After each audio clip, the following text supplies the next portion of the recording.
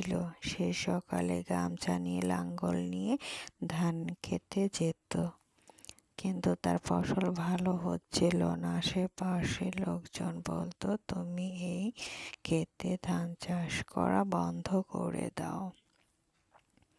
কিন্তু কৃষক তা কখনোই করেনি। সে কঠোর পরিশ্রম দ্বারা তার ধান চাষ করত এবং সে একসময় খুব সফল হলো।